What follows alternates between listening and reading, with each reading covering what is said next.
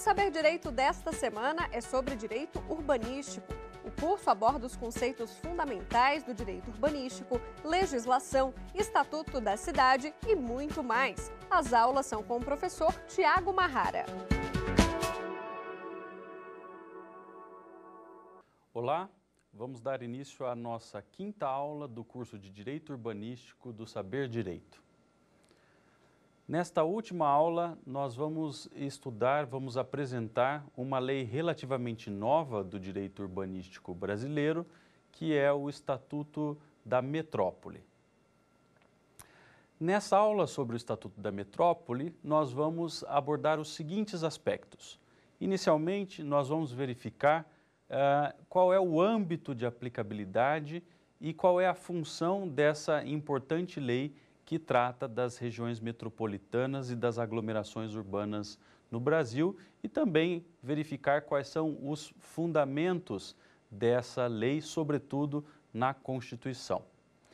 Em segundo lugar, nós vamos, dentro já do Estatuto da Metrópole, abordar algumas definições importantes, como a de região metropolitana, de aglomeração urbana, o Plano de Desenvolvimento Urbano Integrado e outras definições que são dadas no Estatuto da Metrópole sobre essa matéria.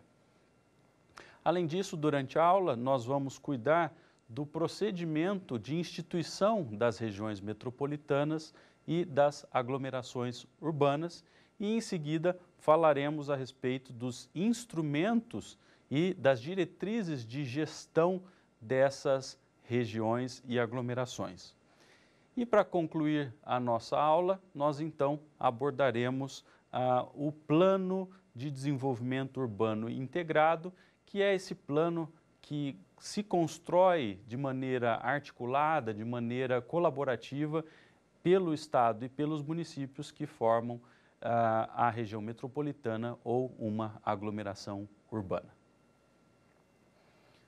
Começando a nossa aula, é muito importante aqui entender que o Estatuto da Metrópole, que é a Lei 13.089, de 12 de janeiro de 2015, é uma lei nacional, assim como o Estatuto da Cidade. Isso significa dizer que o Estatuto da Metrópole é uma lei editada pelo Congresso Nacional, com base na competência da União para editar normas gerais de direito urbanístico. Como nós vimos na aula 1 e também um pouco na aula 2 sobre o panorama da legislação urbanística, a União, pelo artigo 24, inciso 1º, tem essa competência de editar normas gerais em matéria urbanística. E também diz lá o artigo 21, inciso 20 da Constituição, que a União tem essa mesma função. Então vejam, o Estatuto da Metrópole, assim como o Estatuto da Cidade, eles estão baseados nesses dispositivos constitucionais. Mas existe também dentro da Constituição um outro dispositivo constitucional que é bastante relevante para justificar essa lei de 2015. E esse dispositivo é o artigo 25, parágrafo 3º da Constituição.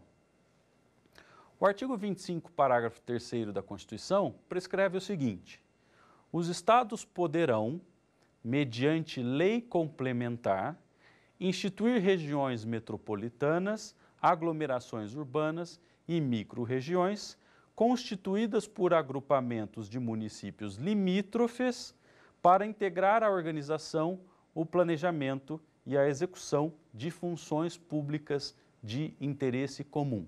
Então vejam que esse parágrafo 3º do artigo 25 da Constituição da República já contém uma série de conceitos bastante interessantes e que não aparecem no Estatuto da Cidade. São conceitos que dizem respeito ao fenômeno da metropolização. Então vejam lá, o parágrafo 3º, ele fala de região metropolitana, fala de aglomeração urbana, de micro-região. Ele também fala de agrupamento de municípios limítrofes, ele também fala aí das funções públicas de interesse comum. Então, esses conceitos todos, não é? Esses conceitos todos, inclusive aí os requisitos, não é? Dessa competência estadual para a criação das regiões metropolitanas, serão disciplinados, serão detalhados no Estatuto da Metrópole. O Estatuto da Metrópole, né, além de disciplinar o artigo 25, parágrafo 3º, ele tem uma série de outras funções. Então vamos fazer aqui, de início, um pequeno resumo de todas essas funções, né? Então vejam, a Lei 13.089 de 2015, em primeiro lugar, estabelece os critérios e os procedimentos, não é? Os critérios e os procedimentos de instituição de uma região metropolitana e de uma aglomeração urbana pela Assembleia Legislativa dos Estados. Então, quem é que vai instituir efetivamente, não é, juridicamente essa região metropolitana ou aglomeração urbana é o Estado por uma lei própria editada pela Assembleia Legislativa, tá certo? Então, o Estatuto da Metrópole diz como isso vai acontecer. Em segundo lugar, o Estatuto ele oferece as diretrizes e os instrumentos para a governança interfederativa. Vejam bem aí uma coisa importante, não é?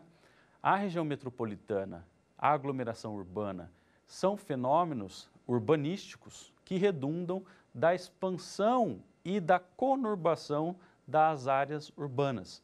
Nós temos várias cidades que se expandem, várias cidades que se ampliam e acabam se associando, não é?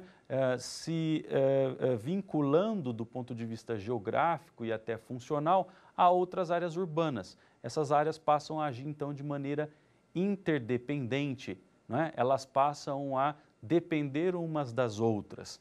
Então, para que a região metropolitana que se estruturará sobre essas áreas funcione, é preciso também que haja lá diretrizes de governança e também instrumentos próprios que permitam a gestão eficiente dessas regiões metropolitanas ou aglomerações urbanas.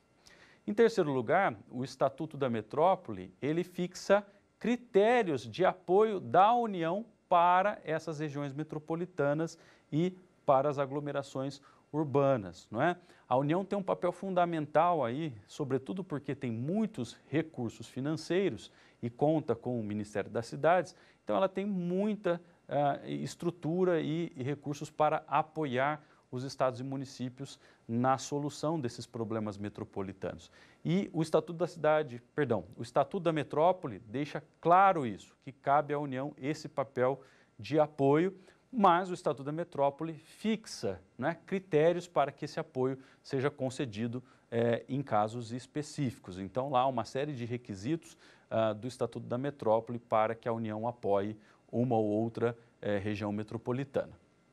E, enfim, não é, o Estatuto da Metrópole também procede a algumas alterações na legislação urbanística brasileira, no intuito de adaptar essa legislação urbanística brasileira às novidades que foram trazidas por esses instrumentos, pela nova lei, não é? Pela 13.089.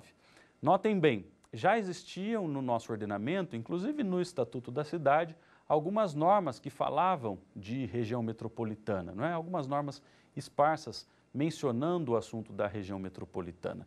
Mas nós não tínhamos ainda todo um arcabouço sobre essa matéria. Então, o Estatuto da Metrópole, quando é editado, além de trazer o seu conjunto normativo próprio, ele adapta outras leis, né, como o Estatuto da Cidade. Então, entre outras coisas, o Estatuto da Metrópole prevê lá no Estatuto da Cidade, por exemplo, a figura da operação urbana consorciada interfederativa, não é?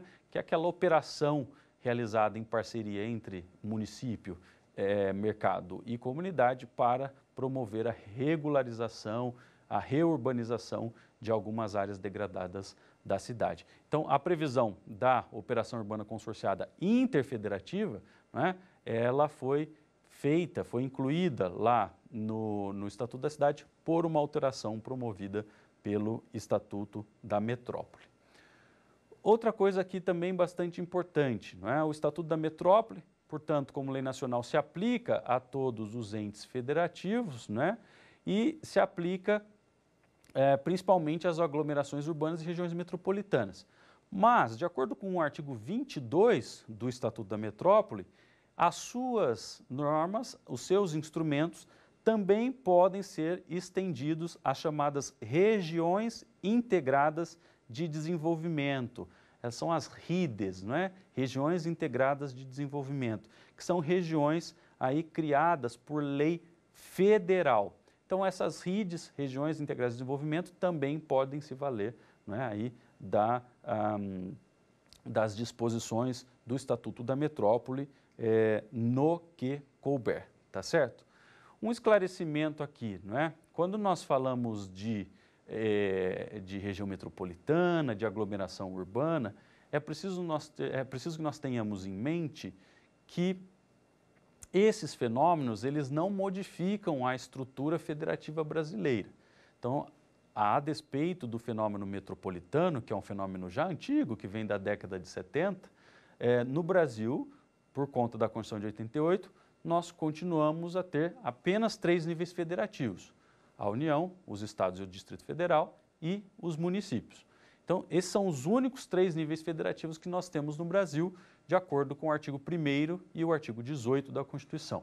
Portanto, a região metropolitana não é um ente federativo, ela não é um nível político, não é? Ela é, na verdade, uma estrutura de governo interfederativo. Então, a região metropolitana e também a aglomeração urbana, elas geram uma estrutura operacional própria, não é? Elas contam lá com órgãos públicos próprios, mas o município mantém sua autonomia, o Estado mantém sua autonomia, então não surge disso uma 4ª esfera federativa, tá certo? Então, tomem cuidado para não confundir a metrópole e esses fenômenos todos que estão relacionados com a metropolização com uma 4ª esfera federativa. Nós continuamos a ter apenas 3 esferas federativas.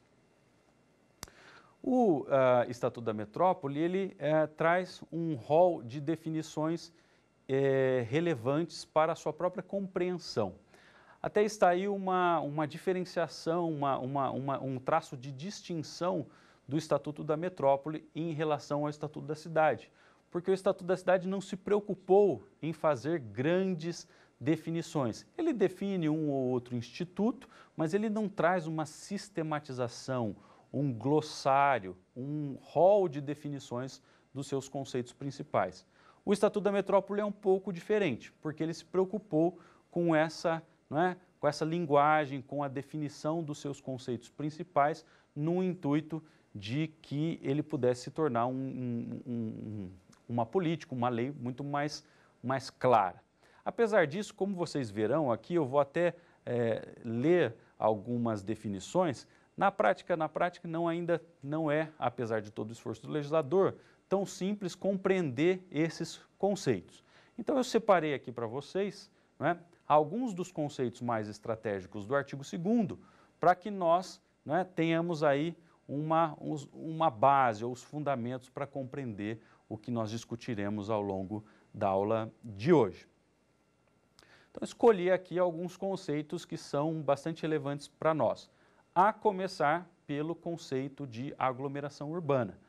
Vocês viram que esse conceito de aglomeração urbana aparece no artigo 25, parágrafo 3º da Constituição, e ele é o grande objeto aqui do Estatuto da Metrópole e, portanto, é definido no artigo 2º, inciso 1º. Então, diz lá, o Estatuto da Metrópole que a aglomeração urbana nada mais é do que uma unidade territorial. Uma unidade territorial, ou seja, uma série de áreas urbanas que se unem e formam uma coisa única, não é? Uma unidade territorial urbana constituída pelo agrupamento de 2 ou mais municípios limítrofes. Isso aqui é até um pouco redundante, não é? Um agrupamento, naturalmente, só pode ser de 2 ou mais coisas, mas, enfim, diz lá o Estatuto que a unidade tem necessariamente 2 ou mais municípios limítrofes. Esse adjetivo, sim, é importante, não é? Eu não posso incluir numa aglomeração urbana municípios que não façam fronteira, tá certo? Então, para que haja, né, aglomeração urbana, é preciso que esses municípios tenham aí relação, eles tenham contato, né, eles tenham fronteira, tá certo? E, então, lá, um agrupamento de 2 ou mais municípios limítrofes, caracterizado por complementariedade funcional e integração das dinâmicas geográficas, ambientais, políticas e socioeconômicas. Então, vejam, não basta que eu tenha aí 2 cidades, 2 municípios, né, que façam fronteira. É preciso que haja efetivamente uma complementariedade funcional, ou seja, que a função de uma cidade, né, dependa da outra cidade. Então, esse é um caso muito típico, por exemplo, em matéria de saneamento básico ou de água. Existem casos em que, para que um município abasteça os seus cidadãos com água, é preciso que ele traga essa água de outro município. Então, vejam, de um outro município vizinho, não é? Do rio que corta um município vizinho. Então, vejam, aí eu tenho 2 áreas urbanas, não é? 2 municípios que fazem fronteira e um depende, né, do outro, por exemplo, para garantir um serviço público essencial de abastecimento de água. Nesse caso, nós podemos falar que existe, portanto, complementariedade funcional, não é? E outra coisa importante, a definição exige que haja integração das dinâmicas geográficas, ambientais, políticas e socioeconômicas. Ou seja, que os 2 municípios, né, tenham aí uma ligação para o seu desenvolvimento, que eles tenham, que as suas políticas gerem impacto sobre os outros, não é? É isso que nós podemos chamar de integração de dinâmica geográfica, ambiental, política e econômica, tá certo? Então vejam, uma coisa é a aglomeração urbana, outra coisa é a região metropolitana. Então, são 2 conceitos distintos. A aglomeração urbana, esse que eu defini agora, não é? Unidade territorial urbana com 2 municípios no mínimo ou mais limítrofes, caracterizado por complementariedade funcional e integração das dinâmicas.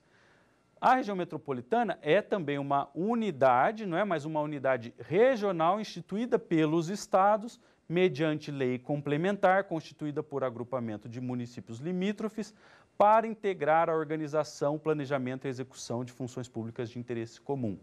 Então, vejam, essa nova redação aqui da região metropolitana foi dada pela Lei 13.683 de 2018. Então, vejam, o Estatuto é de 2015, mas já em 2018, uma lei o alterou para modificar, inclusive, a definição de região metropolitana.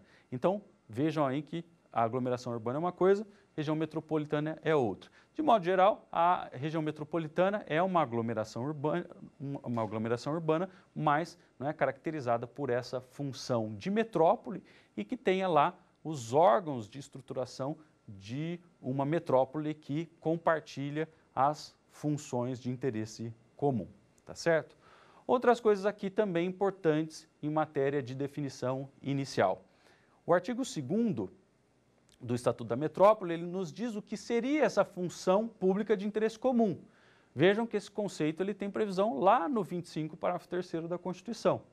E pelo Estatuto da Metrópole, função pública de interesse comum é uma política pública ou uma ação nela inserida, não é? Então, uma política pública ou uma ação nela inserida, cuja realização por parte de um município, isoladamente, seja inviável ou cause impacto em municípios limítrofes. Então, vejam aí, 2 coisas importantes.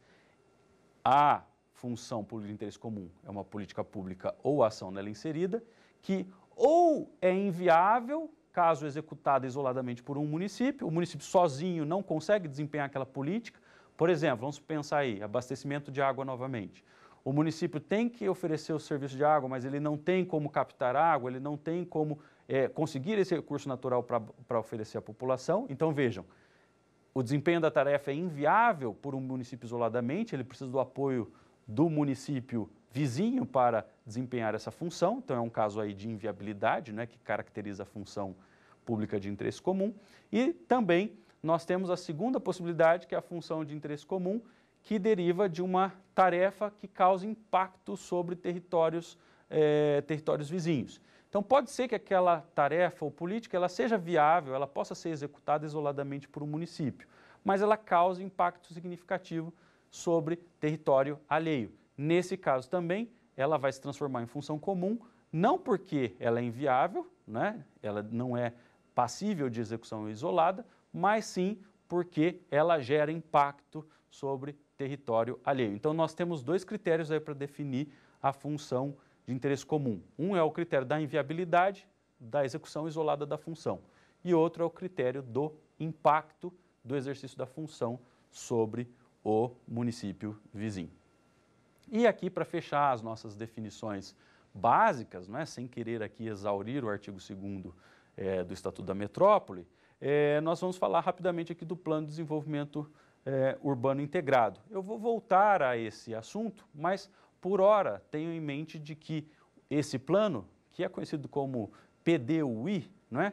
Esse plano é o instrumento que estabelece, com base num processo permanente de planejamento, viabilização econômica e financeira e gestão, as diretrizes para desenvolvimento territorial estratégico e os projetos estruturantes da região metropolitana e aglomeração urbana.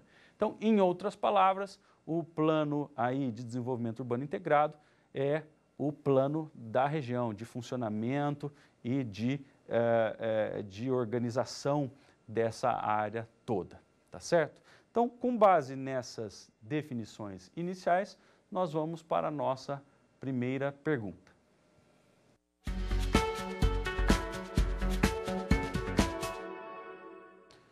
Vamos lá.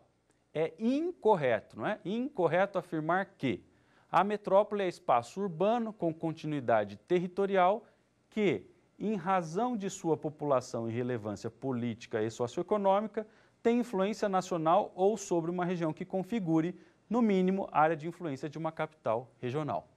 Vejam, aqui eu não estou falando da definição de região metropolitana, eu estou falando da definição de metrópole, que é uma outra definição prevista ali no artigo 2º do Estatuto da Metrópole. E essa previsão, não é? Essa descrição aqui do conceito de metrópole está perfeita. A metrópole é realmente o espaço urbano com continuidade territorial, não é? E que exerce aí uma influência nacional ou regional, tá certo? Então a alternativa A é correta.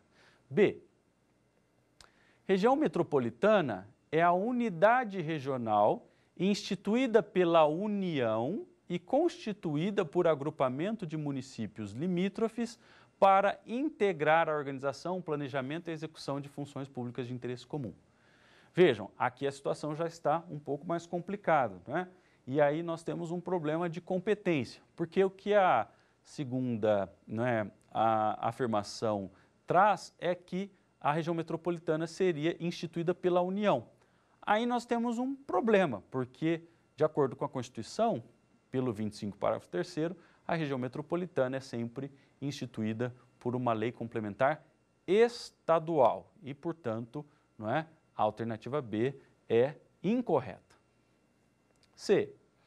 O Plano de Desenvolvimento Urbano Integrado, PDUI, estabelece as diretrizes para o desenvolvimento territorial estratégico e os projetos estruturantes da região metropolitana e aglomeração urbana. Exato, não é? O PDUI está também definido no artigo 2º do Estatuto da Metrópole e o PDUI é esse plano geral dessa área de metropolização, dessa área regional, tá certo? Ele estabelece, portanto, os projetos dessa região metropolitana e as diretrizes para o seu desenvolvimento. Corretíssimo. E D, a última alternativa, não é? Nela se diz que a aglomeração urbana é a unidade territorial urbana constituída pelo agrupamento de 2 ou mais municípios limítrofes, caracterizada por complementariedade funcional e integração das dinâmicas geográficas, ambientais, políticas e socioeconômicas. Exato, não é? Aí nós temos todos os requisitos do conceito. Então, unidade territorial urbana, não rural, né? Sempre urbana, no mínimo aí 2 municípios limítrofes, não é? Complementariedade funcional, ou seja, as funções da cidade dependem de uma outra cidade, não é? O devido funcionamento de uma cidade depende de outra, e integração de dinâmicas geográficas, ambientais e de outras naturezas, tá certo? Então vejam, qual é a alternativa incorreta, nós temos aí a resposta B, porque, de novo, não é a União que institui região metropolitana, mas sim o Estado. Falando então de instituição de região metropolitana, de RMs e de aglomerações urbanas, vamos ver aqui um pouco do procedimento, não é? De quais são os requisitos exigidos pela legislação para viabilizar a criação de uma região metropolitana ou de uma aglomeração. Então vejam lá, em primeiro lugar, até de modo bastante semelhante àquilo que nós vimos na aula 1 em relação à formação, à criação de municípios, aqui também, para se falar da criação de uma região metropolitana, nós precisamos de um estudo técnico.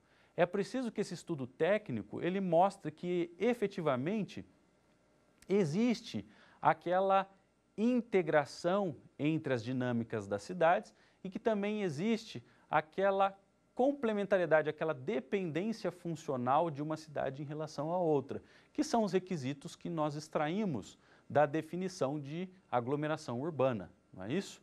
Então o estudo técnico ele é bastante importante para mostrar essas características socioeconômicas, ambientais e também infraestruturais, não é? Entre as cidades envolvidas nesse fenômeno da metropolização. Em segundo lugar, a legislação, o Estatuto da Metrópole, exige a execução de audiências públicas envolvendo os municípios que pertencem à unidade territorial.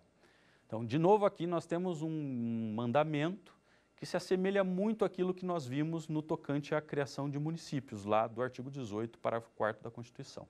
Então, o que o Estatuto da Metrópole afirma é que a população envolvida ela tem que ser ouvida, não é? Para que se decida a respeito da criação da região metropolitana ou da aglomeração. E como nós vimos, a população envolvida é a população de todas as regiões que serão abarcadas pela região metropolitana ou pela aglomeração. Então vejam, a população ouvida não se restringe à população do maior município ou à população de um ou outro município. Todos os que estão ali naquela área que será abarcada pela região metropolitana devem ser ouvidos. E, em terceiro lugar, a legislação exige, não é? Isso nós vimos já na Constituição da República, a edição de uma lei complementar estadual que tenha o conteúdo básico definido no Estatuto da Metrópole. Então vejam, a Constituição diz: a região metropolitana e a aglomeração serão instituídas por lei complementar estadual. E aí o Estatuto da Metrópole vem e faz o quê? Diz qual é o conteúdo dessa lei que instituirá a região metropolitana ou a aglomeração urbana. Uma observação importante aqui: é possível que esse fenômeno da metropolização, não é, ocorra em áreas urbanas inseridas em diferentes estados da federação. Então, por exemplo, lá uma metropolização envolvendo uma área urbana do Distrito Federal com o estado de Goiás, ou do distrito, ou do estado de Goiás com o estado de Minas, não é? Ou do estado de São Paulo com o estado do Paraná. Enfim, é possível que uma região metropolitana se espalhe aí por vários estados da federação. Nesse caso, nós não temos apenas uma lei complementar. Nesse caso, nós vamos precisar, não é, de leis complementares. Cada estado aí, não é, que esteja envolvido, que tenha o seu território envolvido na zona de metropolização, terá que aprovar uma lei complementar própria. Bom, o Estatuto diz o que essa lei complementar deve conter. Então vou aqui apontar para vocês alguns dos aspectos que essa lei complementar tem que abordar. O primeiro e mais básico deles, e também claramente é um mandamento óbvio, não é? É o de que a lei complementar tenha que indicar os municípios que integram a unidade territorial. Então é a lei que diz quais são os municípios exatamente que estarão abarcados pela região metropolitana. Naturalmente, se outros municípios desejarem ingressar na região metropolitana, então a lei complementar terá que ser alterada, não é isso? Em segundo lugar, a lei complementar tem que enumerar quais são as funções públicas de interesse comum que justificam a instituição dessa unidade regional. Então vejam, aí é que entra a importância do estudo técnico de viabilidade. O estudo técnico de viabilidade tem que demonstrar se existem funções que são inviáveis, que não podem ser executadas isoladamente por um dos municípios da região, ou se existem funções que geram extremo impacto, né, sobre o território de outros municípios e por isso exige, né, essa construção de uma unidade regional, tá certo? Então o estudo técnico vai nos mostrar quais são essas funções públicas de interesse comum que são interdependentes e justificam a região metropolitana ou a aglomeração. E aí a lei complementar, com base no estudo, vai apontar no seu conteúdo essas funções, tá? Então vejam, além de apontar os municípios, a lei complementar apontará as funções de interesse comum. Em terceiro lugar, a lei complementar tem que estabelecer a organização administrativa desse ente regional. Quais são os órgãos que farão esse ente regional funcionar? Qual será a composição do seu órgão executivo? Qual será a composição do seu órgão deliberativo? Como é que será feita a participação popular? Né? Isso tudo tem que ser tratado na lei complementar. E também, aqui bastante importante, essa lei ela tem que garantir mecanismos de controle social, tanto para a organização quanto para o planejamento e execução das funções públicas de interesse comum.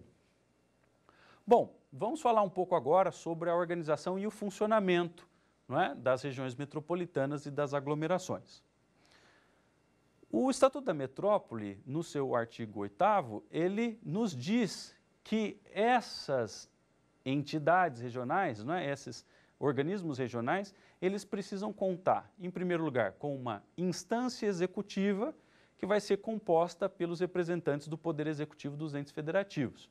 Então vejam, nessa instância executiva, nós temos que ter representantes de todos os municípios que estão envolvidos na região metropolitana e também do Estado, tá certo? Em segundo lugar, o Estatuto exige que a região metropolitana ou a aglomeração tenha lá uma instância colegiada deliberativa. Qual é a diferença da instância colegiada deliberativa, não é, para a instância executiva? Bom, a instância deliberativa é basicamente aquela instância que define o lado político do funcionamento da região, não é? Define as metas, define como é que as coisas devem ser feitas num plano muito mais político. E o órgão executivo é aquele que escolhe as medidas para colocar em prática aquilo que o Conselho Deliberativo e a lei complementar dizem, não é? Em terceiro lugar, a lei exige a organização, entre aspas, pública, com funções técnico-consultivas. Vejam, eu coloquei aqui entre aspas, não é? A lei exige que a região metropolitana ou a aglomeração tenha uma organização pública com funções técnico-consultivas. Em muitos momentos, o Estatuto da Metrópole ele usa termos que não são muito apropriados do ponto de vista jurídico, não é? Vejam que ele fala aqui de instância executiva, né? Instância colegiada. E aqui ele fala de organização pública. Na verdade, o legislador quis aqui falar de um órgão público, não é? Essa estrutura da região metropolitana tem que ter um órgão com funções técnico-consultivas, tá certo? Então, entendam aí a organização como órgão, tá bom? E, enfim, é importante que a região metropolitana ou aglomeração conte com um sistema integrado de alocação de recursos. É preciso que ela tenha lá todo um sistema, uma conta própria, um fluxo próprio de recursos para o exercício e a execução das suas medidas, né, das suas políticas, das suas atividades, e também tem um sistema de prestação de contas próprio. Então vejam, a região metropolitana e aglomeração, pelo que diz o Estatuto, ela não deve se valer dos sistemas de cada um dos membros, ou de um membro ou outro. Ela tem que construir os seus próprios sistemas de gerenciamento de recursos e também de prestação de contas, tá certo? Outro aspecto aqui bastante relevante em relação à região metropolitana diz respeito aos princípios para o seu funcionamento. Na verdade, o Estatuto da Metrópole ele estabelece princípios e diretrizes para regiões metropolitanas e aglomerações urbanas. Eu pretendo aqui basicamente destacar os princípios que são, não é, os valores que devem permear toda a gestão administrativa dessas regiões metropolitanas. Então vejam lá, o Estatuto fala, em primeiro lugar, da prevalência do interesse comum sobre o local como um princípio geral de gestão. Então isso significa que a partir do momento em que os municípios e o Estado se unem numa região metropolitana ou aglomeração, eles devem sempre, ao desenvolver suas políticas, considerar o interesse comum. Eles não devem simplesmente considerar o seu interesse próprio, local, colocando em risco o interesse daquele conjunto de habitantes que forma a região metropolitana. Então, há aqui um princípio de prevalência do interesse comum sobre o interesse local. Em segundo lugar, o Estatuto coloca como princípio o compartilhamento de responsabilidades de gestão. Então vejam, na região metropolitana não é nem o Estado, nem o município que decide isoladamente. A decisão e a responsabilidade pela decisão, sobretudo aí em termos civis, né, e administrativos, é do conjunto. Então o conjunto responderá, né, pela decisão e pelos danos e implicações geradas pela decisão. Então não pode nenhum Estado, nenhum município específico, ainda que esse município esteja na direção, não é, conduzindo a região num determinado momento, não é, por seu prefeito ou por seu representante, aquela responsabilidade não é só desse município que está na gestão da região, a responsabilidade é sempre compartilhada. Outra coisa que diz claramente aqui como princípio, embora haja uma prevalência do interesse comum sobre o local, a lei diz que há o princípio da autonomia dos entes da federação. Então, o legislador ele quis deixar claro que o fato de haver uma prevalência de interesse regional sobre o local e o fato de haver órgãos administrativos próprios não significa que a região metropolitana tenha aniquilado os entes federativos. Isso eu já esclareci e alertei a todos aqui, não é, no início dessa aula. A região metropolitana não é um nível federativo, ela não é um ente da federação. Não é? Então, ela não é uma quarta esfera, nós continuamos a ter 3 esferas autônomas, União, Estados e municípios. Então, independentemente de um município se envolver numa região metropolitana, ele não perde a sua autonomia, os seus poderes de auto-organização, de gestão de recursos financeiros, não é? A todos aqueles poderes que decorrem da autonomia federativa, tá certo? E mais alguns outros princípios, eu não vou falar aqui de todos, até por tempo, mas também aqui o Estatuto da Metrópole, ele realça aqui a importância da gestão democrática, ele realça também a importância da sustentabilidade na construção e execução das políticas metropolitanas e uma série de outras coisas relevantes, tá certo? Bom, como eu disse para vocês, o Estatuto também fala de compartilhamento, não é? De gestão, compartilhamento de recursos, compartilhamento de meios, compartilhamento decisório, não é? E tudo isso é esmiuçado, tudo isso é detalhado nos artigos do Estatuto que fala das diretrizes de funcionamento da região metropolitana, não é? E essas diretrizes, para quem quiser se aprofundar um pouco mais, estão lá no artigo 7º e também no artigo 7º-A, que é um artigo inserido aí em 2018 no Estatuto da Metrópole. Com isso, então, nós vamos para a nossa segunda indagação da aula de hoje.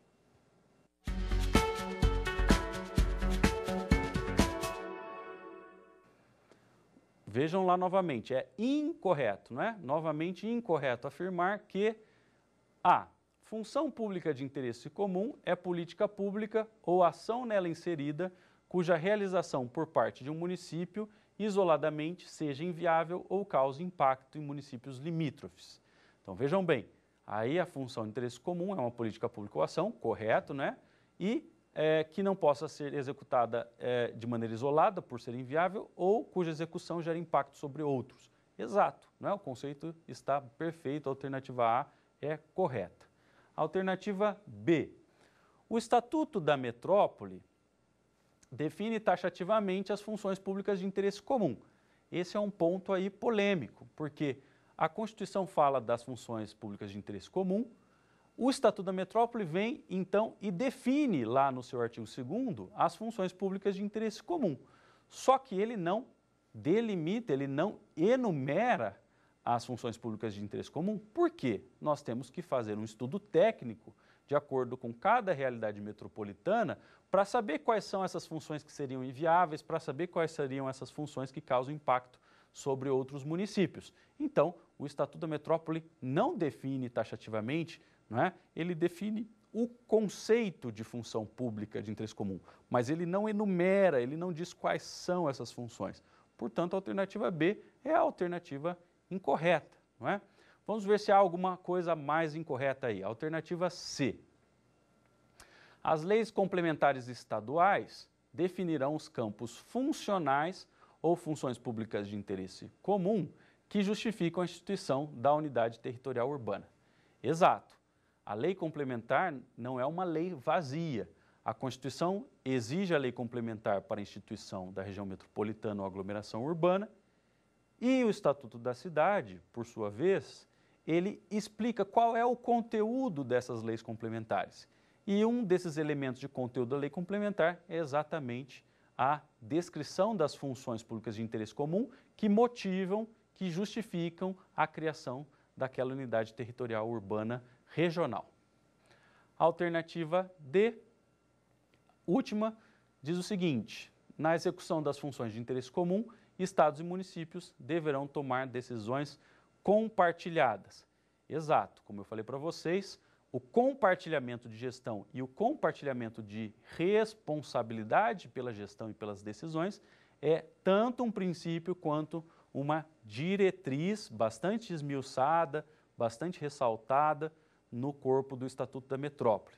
E por isso é que nós podemos dizer que a alternativa D é também correta. Então a resposta aí, não é, para essa questão é a alternativa B. A única incorreta aqui é a alternativa B. Vamos falar brevemente sobre os instrumentos que estão listados no Estatuto para viabilizar a governança interfederativa nessas regiões metropolitanas e aglomerações urbanas. Então vejam, o Estatuto, no seu artigo 9º, ele faz uma listagem de inúmeros instrumentos que podem ser lançados, né, que podem ser empregados nessas regiões para viabilizar a devida execução das funções públicas de interesse comum. Então, vou falar aqui de alguns desses instrumentos do artigo 9º. Então, em primeiro lugar, o artigo 9º ele menciona a figura do Plano de Desenvolvimento Urbano Integrado, o PDUI. O Plano de Desenvolvimento Urbano Integrado, eu diria que é o principal instrumento de planejamento, de organização e de funcionamento das atividades aí da região metropolitana e da aglomeração urbana. Esse plano, ele define como é que as funções públicas de interesse comum serão desempenhadas e quais serão as metas a se atingir para se melhorar as condições urbanísticas daquela região, tá certo? Esse plano também é importante dizer, ele deve ser elaborado sempre de maneira cooperativa, de maneira conjunta pelos municípios envolvidos na região ou na aglomeração e pelo Estado, não é? Então, não é possível se desenvolver esse plano por um município apenas, ou por 2 ou 3. Esse plano é único e ele tem que ser feito por todos que integram a região metropolitana ou a aglomeração. Outra coisa também aqui importante, em semelhança com o Estatuto da Cidade, o legislador exigiu que o PDUI seja revisado a cada 10 anos. Isso é fundamental para se diagnosticar periodicamente qual foi a evolução daquela região, do tecido urbano, se os problemas urbanísticos foram superados ou não, e a partir disso, a partir desse diagnóstico decenal, faz-se então uma reanálise do plano e se estabelecem novas metas e se estabelecem aí também novos mecanismos para atingir as metas. Lembrando de uma coisa, tanto o plano quanto a revisão do plano sempre é elaborada de maneira compartilhada e o plano propriamente dito tem que ser editado por meio de uma lei estadual. Então vejam, esse plano de desenvolvimento integrado, ele é elaborado em conjunto, mas editado por uma única lei estadual. E nas revisões do plano também, aí, novamente, uma lei estadual. Uma questão interessante aqui que o Estatuto da Metrópole normatiza de maneira bastante clara, de maneira bastante precisa, é a da relação do plano diretor com um plano de desenvolvimento urbano integrado. Então, o Estatuto, nessa matéria, ele traz duas normas muito claras. Em primeiro lugar, o Estatuto ele afirma que o fato de um município pertencer a uma região metropolitana não exclui o dever daquele município elaborar o seu plano diretor, que é o plano local aprovado por lei municipal. Então vejam, o Estatuto da Cidade já dizia isso, não é? Todos os municípios que pertençam a regiões metropolitanas devem ter plano diretor. O Estatuto da Metrópole vem e reforça essa ideia. O fato de haver um plano regional não exime o município da elaboração do seu plano local, tá certo? Então, para os municípios em que há, para os municípios que estejam envolvidos em regiões metropolitanas, vai haver essa dualidade de planejamento, não é? O plano local e o plano supralocal, ou seja, regional. Além disso, o Estatuto da Metrópole deixa muito claro que há uma prioridade, eu já até mencionei isso para vocês. Um dos princípios aqui do Estatuto da Metrópole é o da prevalência dos interesses regionais em relação aos interesses locais. Então, se houver um conflito entre o interesse local e o regional, o que deve prevalecer é o interesse da comunidade regional. E por conta disso, por consequência desse princípio que está explícito no Estatuto da Metrópole, os planos diretores dos municípios que integram regiões metropolitanas, esses planos devem se adaptar ao plano regional. Ou seja, o plano municipal deve se adaptar ao plano regional. Ele não pode conter normas que se choquem, não pode conter metas, projetos que se choquem com aquelas disposições do plano regional. Então, além do PDUI, desse plano integrado, o Estatuto ele traz um rol bastante grande de outros instrumentos que são bastante interessantes, são muito importantes aqui para a governança interfederativa. Eu não vou comentar todos esses instrumentos que estão previstos lá no artigo 9º, eu vou me resumir agora a fazer algumas observações conclusivas em relação a alguns instrumentos que estão aqui.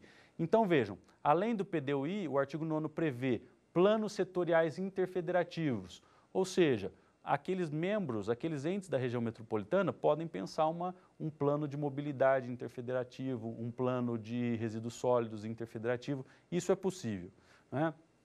O Estatuto da Metrópole prevê a operação urbana consorciada interfederativa, ou seja, aquela parceria para a reurbanização de uma determinada área entre Estado e mercado e comunidade pode ser agora feita não apenas por um município, mas por um conjunto de municípios.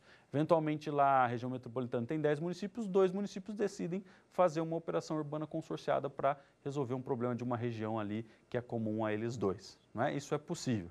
Além disso, vejam que interessante, o Estatuto da Metrópole prevê a possibilidade de se instituir zonas de aplicação compartilhada dos instrumentos urbanísticos. Então, zonas de aplicação compartilhada de instrumentos urbanísticos, como a outorga onerosa de direito de construir, previstas no Estatuto da Cidade. Então, lá, os municípios numa zona comum, eles podem decidir fazer a negociação de transferência de direito de construir de maneira compartilhada.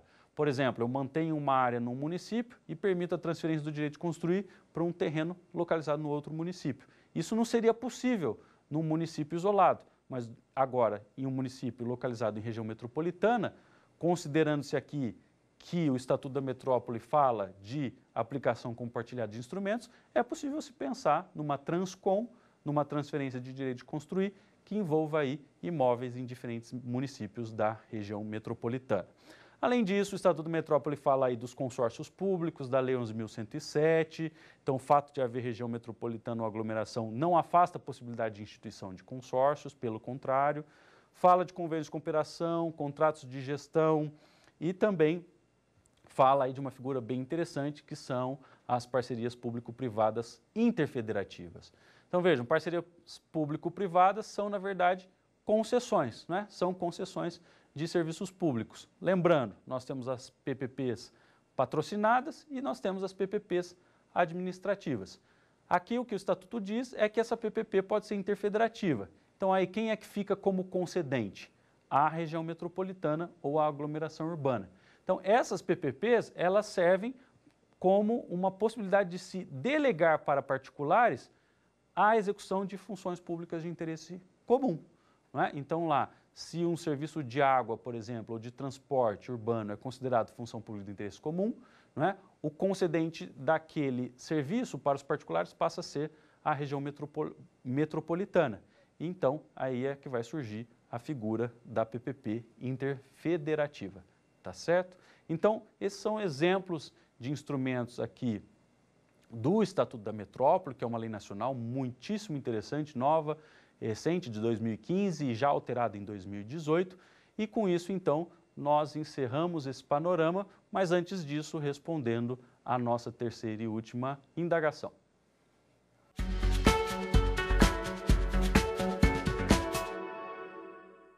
Então, vejamos lá. É correto afirmar que a elaboração do Plano de Desenvolvimento Urbano Integrado dispensa a elaboração do plano diretor. Bom, essa afirmativa está claramente incorreta, porque o que diz o Estatuto da Metrópole é que o município em região metropolitana tem que sim que fazer o seu plano diretor. O PDUI não o exime do plano diretor. Então, a afirmativa A, incorreta. A alternativa B, o PDUI deve ser elaborado por cada município que componha a região metropolitana. Também errado. Cada município elabora o seu plano diretor. Porém, o PDUI é um plano único, elaborado em conjunto por todos os municípios e criado na forma de lei estadual. Então, o PDUI não é elaborado por cada município, ele é elaborado por todos os entes federativos que compõem a região metropolitana. Alternativa C, o PDUI deve ser aprovado por lei estadual. Aí sim nós temos uma afirmação correta, não é? O PDUI ele não é aprovado por lei municipal, ele é aprovado por uma lei do estado que está a região metropolitana, tá certo? Logicamente, se a região metropolitana perpassa as fronteiras de um estado, aí esse plano tem que ser elaborado, tem que ser aprovado por duas leis estaduais, mas a alternativa C continua correta. E a D, o PDUI deve ser revisto a cada 5 anos e abranger áreas urbanas e rurais, não é? Aí a alternativa está incorreta, porque na verdade o prazo de revisão do plano é de 10 anos e não de 5 anos. Então, vejamos a resposta correta dessa última questão, é a C, né? O PDUI deve ser elaborado por lei estadual, essa é a única correta. Com a resposta da nossa última indagação, então nós chegamos ao resumo final, não é, desta última aula do curso de Direito Urbanístico do Saber Direito. Então vamos lá. Primeiro aprendizado aqui importante. O Estatuto da Metrópole é uma lei nacional que rege o planejamento e o funcionamento das regiões metropolitanas e aglomerações urbanas. 2. A região metropolitana e a aglomeração urbana são formas de cooperação interfederativa, não constituindo um ente federativo próprio. Elas não são, portanto, uma quarta esfera federativa. 3. A região metropolitana é uma unidade regional instituída por lei complementar estadual. Então, lembrando, não é? A região metropolitana não pode ser instituída diretamente pelos municípios, ela depende sempre da lei complementar estadual, cujo conteúdo foi definido pelo Estatuto da Metrópole. 4. A função pública de interesse comum é uma tarefa cuja realização isolada por um município é inviável ou cuja realização influencia municípios limítrofes. 5. O Plano de Desenvolvimento Urbano Integrado, PDUI, é o plano da região metropolitana ou da aglomeração urbana, corretamente. Esse plano não se confunde, portanto, com o plano diretor. E 6, para concluirmos, a elaboração do Plano de Desenvolvimento Urbano Integrado não afasta a obrigatoriedade da elaboração do plano diretor pelos municípios. Então, com isso, nós concluímos esse curso de 5 aulas sobre os fundamentos e as principais leis nacionais de direito urbanístico do saber direito.